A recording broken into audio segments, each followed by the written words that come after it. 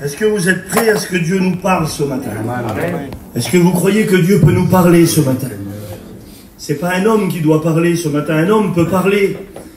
Mais est-ce que vous croyez que Dieu peut parler et nous révéler ce qu'on a dans nos cœurs ce matin? Je lis un texte de la parole de Dieu et puis après, je nous pose une question, parce que je dis, je nous pose parce que je suis avec vous, frères et sœurs, dans le message. Et puis, depuis que je sais que je fais le culte, là, ils savent, les frères prédicateurs, on voudrait tellement dire des choses de la parole, elle est tellement riche, et puis ça va là, et puis des fois ça vient là, on ne comprend pas où que Dieu veut nous emmener, et puis des fois on a des messages comme ça, et ils arrivent, et puis on les marque, et puis c'est bon, on sait qu'on va prêcher ça, et puis on ferme la Bible et dit on va prêcher ça, et on se place devant Dieu, et puis des fois on se place devant Dieu, et Dieu nous demande de parler d'une autre manière différente de notre ministère. Et puis on ne sait pas pourquoi. Parce que Dieu sait ce matin pourquoi il veut parler comme ça. Alors je lis un texte de la parole de Dieu. C'est dans 1 Samuel, chapitre 16 au verset 7. On connaît ce texte de la parole de Dieu. Il dit, regardez ce qu'il dit. L'Éternel ne considère pas ce que l'homme considère. Il dit, l'homme regarde ce qui frappe les yeux, mais l'Éternel regarde au cœur. Amen. Amen. Est-ce que vous croyez que Dieu regarde au cœur? Est-ce que vous le croyez, frères et sœurs?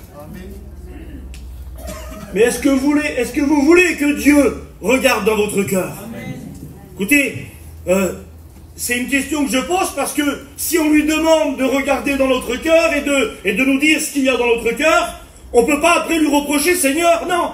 Est-ce que vous êtes prêts? Parce qu'un cœur qui est fermé devant Dieu, il ne peut pas être béni. Et ce matin, Dieu te demande, est-ce que tu veux que je regarde dans ton cœur? Parce que les pasteurs, eux, quand ils viennent te voir, ils voient ce que toi tu veux montrer. Mais bien sûr que des fois on discerne des choses, c'est les pasteurs qui discernent par révélation, bien sûr, mais des fois tu vas montrer quelque chose que Dieu sait, que nous on ne sait pas. Et ce matin, Dieu dit, est-ce que tu veux que je regarde dans ton cœur? Alors je voudrais qu'on reprie. Et si c'est vrai ce matin, je voudrais que tu fasses une prière individuellement à Dieu. Seigneur, j'arrive plus à être béni. Il y a des choses qui sont trop dures pour moi. Et je te donne la permission parce que Dieu, il est gentil. Parce que Dieu, il est poli. Et tu dis, Seigneur, regarde dans mon cœur. J'aimerais que Ray ait pris le Seigneur pour nous. Merci pour ta grâce, pour ta présence. Merci pour la vie, Seigneur, avec moi. Merci pour l'Esprit de Dieu. Merci pour mes soeurs, Seigneur, de demander de le bénir. Seigneur, qu'il soit ce moyen de bénédiction par l'avocat. Bénis ton peuple, bénis l'Église ce matin. Réveille en nous cette conscience, Seigneur, de t'aimer, d'écouter ta parole et de la mettre en pratique, Seigneur, au nom de Jésus. À ton nom soit la grâce. Amen. Gloire à Dieu, gloire à Dieu. On lui a donné la permission de regarder dans notre cœur. Alors ce matin, on est prêt à l'ouvrir. Et puis regardez, j'ai pris ça pour symboliser. Est-ce que quelqu'un peut voir ce qu'il y a dedans ce matin? Je ne peux pas. Je peux dire, il est beau ce cœur-là. Et je pourrais même dire, on peut dire, il est entièrement pour Dieu ce cœur-là. Parce que je suis qu'un homme. Et moi, je n'ai pas le pouvoir et je n'ai pas le droit de regarder et de juger ce qu'il y a dedans. Parce que dans mon cœur, il y a aussi des choses. Et quand j'ai pris ce petit cœur-là, j'ai été pour autre chose et que je l'ai pris, je l'ai présenté à mon petit qui est là et j'ai expliqué le message. Parce que qui mieux que lui, il me connaît chez moi, mon cœur, qui se révèle parfois. Je l'ai présenté à ma compagne, à ma petite, et puis on a parlé ensemble en mangeant pendant 2-3 jours. On a parlé de ces choses. Gloire à Dieu. Et j'ai dit, Seigneur, dans ma prière, je te laisse ouvrir mon cœur. Et Dieu ouvre mon cœur. Parce que tant que le cœur, il est fermé, et qu'on ne l'ouvre pas à Dieu, Dieu ne peut pas bénir. On ressent des choses. On ressent un frisson, un bienfait. Écoutez, mais ça passe un moment, et puis ça revient toujours. Mais lorsqu'on laisse le divin docteur regarder en dedans, et lui donner la permission, bien sûr que ça fait mal. Écoutez, on touche le cœur, il y a une opération qui va se faire. Et c'est pas toujours facile. Et je vous le dis, est-ce que vous voulez qu'on l'ouvre? Parce que ça va pas être facile. Il va falloir prendre une décision. Vous n'allez pas mettre la responsabilité sur moi. Excusez-moi, je vous aime de tout mon cœur. Je vous respecte de tout mon cœur. Mais je ne suis qu'un homme. Et dans mon cœur aussi, il y a des choses. Il faut comprendre nos responsabilités ce matin. Amen. Dire, Seigneur, Combien de temps que je suis plus béni? Les réunions agissent sur moi comme un antidépresseur. Les 2 heures de réunion me font du bien. Puis quand je sors de la réunion, toujours pareil. Mais ce matin, on va ouvrir. Amen. Amen. On va ouvrir, et puis s'il y a des géants, eh bien Dieu va terrasser les géants ce matin. Amen. Et puis s'il y a des choses qui ne sont pas à la gloire de Dieu, eh bien Dieu, lui, il va les enlever. Et il va mettre ce qu'il faut mettre dans ton cœur. Alors on ouvre le cœur. Alléluia. Alors Dieu l'ouvre, et puis on l'a ouvert ce matin. Et puis Dieu, qu'est-ce qu'il voit? Il pourrait dire à moi aujourd'hui, il dit, mais ça, écoute ce que je vois dans le cœur. Je vois qu'il y a des cœurs vides, il n'y a plus rien en Dieu. Ce matin ici, des cœurs vides. Et quand Dieu regarde, il n'y a plus rien. N'arrive plus à recevoir parce qu'ils sont fermés. Parce qu'ils ne veulent plus ouvrir leur cœur. Vous croyez qu'il pourrait avoir des cœurs vides ce matin, les frères? Vides en Dieu, on pourrait être là. On pourrait prendre le pain, le vin, donner nos petits sous à l'offrande, frapper des mains et dire bonjour mon frère, ma soeur, mais vide en Dieu. Vide en Dieu. Excusez-moi si je crie. Et puis, Dieu regarderait encore dans les profondeurs du cœur et il dirait, mais Sam, il y a des cœurs qui m'ont oublié. Seigneur, on pourrait oublier, oui, des cœurs qui ont vécu des bénédictions, des miracles au sein même de leur famille. Et quand ils étaient dans le malheur, dans le problème, dans le souci, je suis intervenu, je les ai secourus, je les ai bénis, j'étais là pour eux, et leur cœur m'a oublié. Il y a un texte qui dit, garde-toi d'oublier l'Éternel. Il y en a un qui dit, garde-toi que des choses sortent de ton cœur. Les choses que Dieu avait mis peuvent sortir des cœurs qui ont oublié Dieu. On continue à regarder dans les cœurs. Amen. Écoutez, vous savez comment que ça marche la prédication. Dieu n'est pas là que pour dire il y a ça. Il va donner une solution. Mais d'abord, il veut te montrer ce qu'il y a. Amen. Quand on va dans un cardiologue, il nous montre ce qu'il y a, puis il nous donne la solution.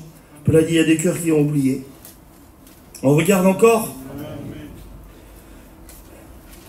Alors, vous voyez, Dieu va loin, et plus il va aller loin, et plus ça va aller dans des degrés. Il dit, mais ça, écoute, il y a des cœurs qui n'arrivent plus à être bénis. Pourquoi? Parce qu'il y a des cœurs qui aiment le monde. Plus que moi. Mais Seigneur, non, on ne peut pas être là. On ne peut pas se dire chrétien. On peut pas participer au Saint-Repas. On ne peut pas regarder la croix comme si rien ne s'était passé et aimer plus le monde que toi, Seigneur. Ça ne peut pas arriver. Si, il y a des chrétiens qui aiment plus le monde. Ils sentent le monde, ils parlent comme le monde, ils s'habillent comme le monde, ils achètent comme le monde, ils font tout comme le monde, et leur cœur n'est plus pour moi, leur cœur bat pour le monde. Et lorsque je veux bénir, rien ne rentre. C'est le monde qui rentre. Lorsque j'ouvre, c'est le monde qu'il y a dans le cœur.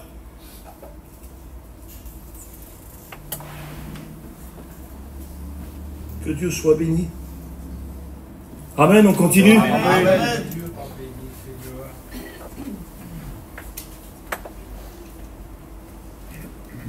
Des cœurs pauvres en Dieu. C'est l'évangile de Matthieu qui parle de ça. Elle parle de la pauvreté des cœurs. Pas pauvreté des portefeuilles, parce qu'aujourd'hui on est arrivé dans un domaine dans notre peuple où le plus petit qui se plaint, il a ce qu'il faut. Mais pauvre en Dieu. Parce qu'on peut être riche en Dieu, frères et sœurs. On peut être riche en Dieu. On peut se lever le matin et avoir le contentement dans notre cœur. Et de réaliser qu'on appartient au Seigneur. On peut posséder des valeurs que personne ne peut posséder sur la terre.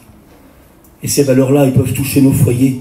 Mais quand on est pauvre en Dieu, quand on est pauvre en Dieu et quand on a des besoins dans notre foyer, mais c'est à cause des frères, ils viennent pas me voir. C'est Paco, il vient pas me voir, Paco. Mais oui, je suis pauvre dans mon cœur. Je responsabilise le frère. Mais il n'y a rien qui se passe pour moi. Mais oui, pauvre en Dieu, riche dans le monde. On est riche dans le monde, notre cœur, il est riche dans le monde. On connaît tout dans le monde. Mais il n'y a plus de valeur pour Dieu. Un cœur pauvre en Dieu. On continue? Amen. Gloire à Dieu. Votre silence me fait peur. Amen. Et là, Dieu, ses yeux, la Bible dit qu'il il sonde les cœurs et les reins. Et puis une sonde, c'est ce qui va dans les profondeurs. Et puis là, il va aller encore plus loin. Parce que tout ce que je dis là aujourd'hui, c'est ce qui empêche Dieu de bénir. Il y a des choses que je passe à côté, que je ne permettrai pas de dire, mais il y a un prédicateur parmi nous qui est plus fort que moi, c'est le Saint-Esprit. Il passe là et il te dit, il ne le dit pas, mais tu sais ce qu'il y a dans ton cœur. Tu sais ce qu'il y a besoin d'enlever, tu le sais. Il y a un message avec le message ce matin. Il y a le Saint-Esprit parmi nous. Il est en train de passer dans les rangs et il te fait comprendre des choses. Mais tu dis, mais il ne l'a pas dit. Mais ça, c'est en train de te dire dans ton cœur ce qu'il y a dans ton cœur. Le Saint-Esprit est en train de passer dans les rangs. Il nous le disait aux écoles bibliques, c'est le meilleur des copains. Lui, il se permet de descendre, parce que nous, on ne peut pas le faire. Et il va dans les cœurs, là, il dit, écoute, il y a ça, il faut l'enlever. Regarde, il faut l'enlever. Ça, il faut l'enlever. Ça t'empêche d'être béni. Ça te fait du mal. Ça te fait souffrir. Et c'est le Saint-Esprit. Et Dieu, donc, lui, va arriver, il va faire quelque chose. Alors là, on va plus loin dans le cœur. Amen. Amen. Mais après, il faudra répondre à Dieu. Hein. Il faudra aussi prendre une décision. Hein. Juste de révéler. Écoutez, on ne peut pas juste prendre l'ordonnance et laisser comme ça. Il va falloir accepter l'intervention. Et ce n'est pas toujours facile, frères et sœurs. Et là, Dieu va dans les profondeurs et il dit, il y a des cœurs qui ne sont pas vrais. Qu'il n'y a plus la vérité en eux. Ça pourrait être comme ça, Seigneur. On a dit à Dieu, tu as le droit d'ouvrir le cœur, Seigneur. Alors Dieu parle ce matin. Et Dieu parle comme il veut. Il dit, il y a des cœurs qui ne sont plus vrais. Il n'y a plus la vérité dans le cœur. Mais qu'est-ce que c'est? Lorsque des frères viennent te voir et qui disent, dis-moi mon frère, ma soeur, qu'est-ce que c'est le problème? C'est ça le problème alors que c'est ça. Et Dieu le sait, et tu n'arrives pas à être béni, parce que tu n'es pas vrai avec Dieu. Plus vrai dans notre travail, plus vrai dans notre langage, plus vrai dans notre comportement, plus vrai devant Dieu. Et Dieu ne peut pas bénir où il n'y a pas la vérité, parce qu'il est la vérité, parce que sa parole, elle est la vérité. Amen. Et tout ce que Dieu fait est vérité. Amen. Et on ne peut pas avoir un cœur qui triche avec Dieu. Dieu le voit. Les profondeurs de la mer, Dieu les voit. Et il voit lorsqu'on n'est pas vrai. Combien de fois ta situation, t'as pas tout dit? Amen. Parce que des fois, on ne dit pas tout. Si tu dis 10%, mais je ne suis pas béni, dis les 100% quand les frères viennent te voir. Moi, je ne suis pas un ancien, mais je sais que les anciens vont visiter. Et ça, ils le gardent pour eux. Mais quand des fois, on tombe dans des besoins et qu'on dit, qu'est-ce qui s'est passé? Tu dis ça. C'est pas vrai. La vérité n'y est plus. Et lorsque on n'est plus vrai devant Dieu, mais on n'est plus vrai dans le monde, on n'est plus vrai dans notre travail. On ne peut pas se permettre de monter sur un toit, frères et sœurs, et de dire qu'il y a le toit à changer alors qu'il y a 5 tuiles. On ne peut pas se permettre de le faire, ça. On ne peut pas se permettre de mentir dans le monde et de prendre le pain et le vin ce matin, de dire qu'on est dans la vérité. On ne peut pas, on est des chrétiens. Et un chrétien est dans la vérité. Et c'est ce qui t'empêche d'être béni. Dieu veut que tu marches et que tu sois un homme et une femme de vérité. Il y a un texte de la parole qui dit ça. Il dit, ce que tu veux, c'est que la vérité se trouve au fond de mon cœur. Pas juste sur les lèvres. Dieu veut que ça soit au fond du cœur. Amen, on continue. Amen.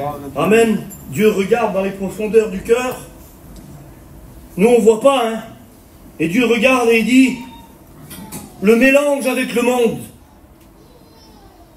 Moitié chrétien, moitié mondain. Et ça, Dieu n'est pas dans le mélange. Où on aime Dieu tout entier. Où Dieu ne peut pas se trouver dans les choses du monde. Et il ne peut pas avoir des mélanges. Écoutez, ce n'est pas parce qu'on peut se payer quelque chose quand on est chrétien qu'il faut qu'on se le paye. Amen. Amen. Je le dis, j'ai une montre, elle vaut 10 €. Mais tu peux te payer une montre à 200 €, c'est pas ce que je dis, mais c'est pas parce que je peux me payer une montre à 30 000 € que je vais m'acheter une montre à 30 000 €. C'est pas parce que je peux me payer des choses comme les inconvertis que je vais m'acheter ces choses-là. Il est où le renoncement? Parce que l'évangile que nous avons, c'est un évangile de renoncement. On renonce au monde et on accepte Dieu. Et plus on renoncera au monde, et plus on se rapproche de Dieu. Mais maintenant, on fait l'inverse quand on est mélangé. On renonce aux choses de Dieu. Quand Dieu vient pour nous bénir, je ne peux pas maintenant, j'ai le monde à faire. Je ne peux pas maintenant, je dois bâtir. Je ne peux pas maintenant, j'ai le monde. Et le monde prend plus de place que Jésus. Et Dieu ne se mélange pas. Il y a des choses qui ne se mélangent pas. Il y a des choses qui ne se mélangent pas. Il y a des endroits où on ne doit pas aller. Il y a des conversations où on ne doit pas être. Il y a des tables où on doit s'éloigner. Il y a des compagnies où on doit plus aller. Amen. On est des chrétiens, on est dans la vérité, Amen. Parce que sa parole est la vérité. Amen. Dieu n'est pas dans le mélange, frères et sœurs. Il est tout entier. Amen. On ne peut pas prendre une moitié de Jésus, pas une moitié de la parole. On ne peut pas, il faut l'accepter tout entier. Il faut ouvrir son cœur ce matin et dire Seigneur, je te demande pardon. Parce que le mélange, c'est ce qui me fait du mal alors. Mais je veux être tout entier pour toi. Amen. Alléluia, Seigneur. Amen. Comprenez que toutes ces choses se lèvent comme des géants dans nos vies et nous empêchent d'être bénis. Lorsque tu veux être béni, parce que tu veux être béni quand tu es mélangé, tu es dans la réunion, tu as envie de prendre une décision, tu vas te lever. Mais ce qui est le mélange, là, il va se lever comme un Goliath et va te dire arrête, arrête. Tu as un apéritif de prévu, tu as un mariage de prévu, tu as une sortie de prévu, et ce mélange-là te fait tout perdre. Ça se lève, ça se dresse comme des géants devant toi. Et Dieu veut ce matin terrasser ces géants, il veut que ça change. Amen. Gloire au Seigneur. Alléluia, Seigneur. Amen. Amen, on continue. Amen. Que Dieu soit béni. Gloire à Dieu. La médisance, c'est le Parlement, hein. Vous croyez que Dieu se trouve dans le Parlement, dans les vilains parlements, dans les bonnes conversations? Mais est-ce que vous croyez que lorsqu'on prie dans l'église et qu'en remuant un sucre dans un café, on commence à parler? T'as vu un tel? T'as vu elle? T'as vu lui? Comment que ça va vite de refaire le monde autour d'une conversation et de juger? De juger ceux qui parlent mal contre l'œuvre, contre les frères, contre les sœurs. Croyez-vous que Dieu accepte ça? Croyez-vous que de la même source, la Bible dit, il peut sortir une eau douce et une eau amère? Est-ce que c'est possible? Est-ce qu'on pourrait prier de dire Seigneur, bénis mon petit, bénis mon compagnon, bénis ma compagne, je te loue, je t'adore Seigneur, et quand on rentre, on dit des vilaines paroles. On n'a pas des paroles qui sont à la gloire de Dieu, on parle sur les autres, et puis t'as l'inconverti qui est chez toi, il t'attend lui, et il voudrait que tu dises, maman, quelle réunion, là t'as été béni, non? Et toi autour de la table, tu dis, il y avait un tel, il faisait du bruit, elle était habillée comme ça, lui il était habillé comme ça, il y a des mauvaises paroles qui ne devraient pas être dites. Et Dieu veut enlever ça. Il veut qu'il y ait des vraies paroles. Mais c'est de l'abondance du cœur que la bouche elle parle. Et si le cœur n'est pas ouvert, on ne peut pas sortir des bonnes choses.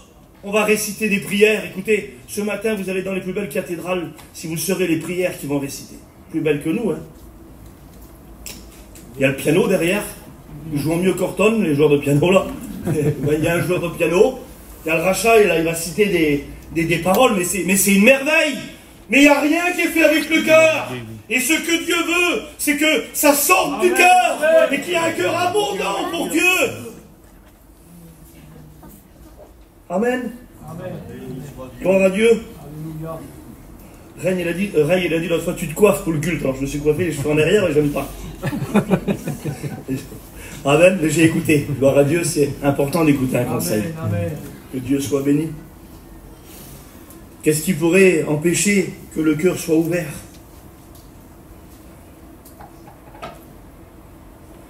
Il n'y a pas le pardon dans le cœur. C'est dur, hein? T'as pas accepté.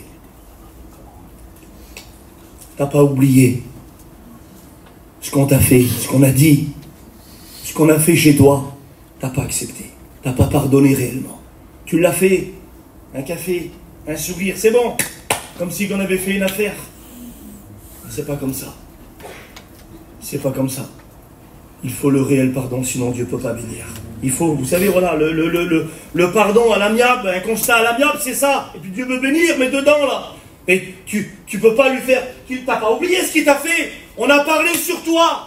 On a dit des choses, la situation, c'est toi qui avais raison. Et tu as raison, et tu n'as pas pardonné. Et dans ton cœur, tu n'as pas pardonné. Et Dieu ne peut pas bénir.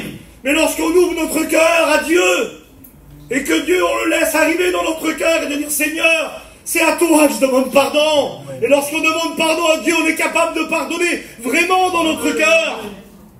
Combien d'entre nous ont pardonné? Mais combien d'entre nous, peut-être ce matin-là, n'ont pas encore pardonné une situation?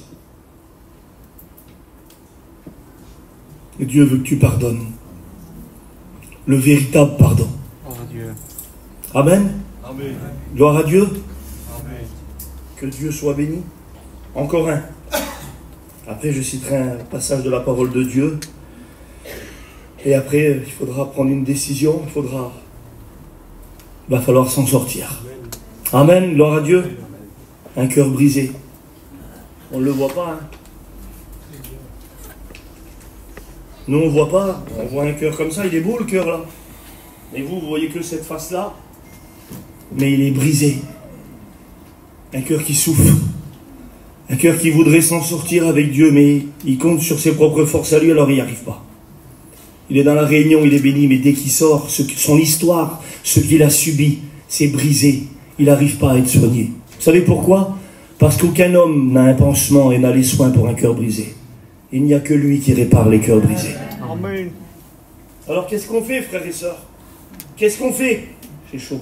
Qu'est-ce qu'on fait? Est-ce qu'on essaye de s'en sortir? Est-ce que vous croyez que tout ça se lève comme des géants devant nous? Est-ce que vous le croyez, les frères? Que tout ça... Et écoutez, lorsque on laisse ça dans notre cœur et qu'on ne veut pas faire un pas, on est tétanisé, on a peur de faire le pas qui va terrasser ces géants. Hier, je lisais ça, lorsque l'armée d'Israël allait devant les Philistins. C'est la peur qui s'est emparée de toute l'armée. Elle est là, elle est rangée en ordre de bataille, elle est à sa place. Ah, elle ne manque pas sa place, l'armée. T'es là ce matin et t'as pas manqué ta place. Mais il n'y a rien pour te faire pousser un pas supplémentaire. Et Dieu lève un David. Amen. Parce que l'esprit de Saül, c'était un esprit de peur. Il n'arrivait pas à engager, lui. Mais Dieu va lever un David. Amen. Et ce matin, Dieu lève un David à travers la parole de Dieu. Dieu veut lever un David en toi. Amen. Mais qu'est-ce que c'est? Parce que tu as ton géant. Il faut le terrasser ce matin. Ce géant qui se lève devant toi, le géant du pardon, il se lève devant toi le matin et te dit, il ne te fait pas oublier, il revient sur le pardon, et tu n'arrives pas, il revient le soir, et tu n'arrives pas à t'en sortir. Alors qu'est-ce qu'il faut faire? Et puis hier, j'imaginais en lisant, lorsque David arrive sur le champ de bataille, l'homme selon le cœur de Dieu, parce que lorsqu'on a un cœur selon Dieu, alors on remporte des victoires. Amen. Alors on terrasse nos géants. Alors on est des hommes victorieux. Et il faut avoir un cœur pour Dieu ce matin. Et Dieu va dire, écoute David, il faut que tu vas dans le torrent. Je vais te donner une arme pour terrasser ton géant. Et ce matin, je voudrais écouter. J'ai pris ça. Hier, si vous m'avez croisé à l'hippodrome, là, il est fou, il cherche une pierre dans l'eau. J'ai été chercher une pierre dans l'eau. C'est pas dur à trouver une pierre ronde parmi des milliers de pierres. Vous savez, c'est pas facile. Je réalisais ça, c'est pas facile. Qu'est-ce que c'est?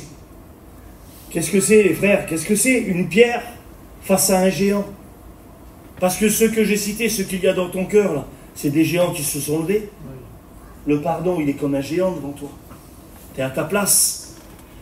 Mais écoutez, l'ennemi, il était sur le terrain de Dieu. Les Philistins, ils étaient sur la terre d'Israël. Et l'ennemi, il est venu sur ton terrain. Et je voudrais te dire ça ce matin.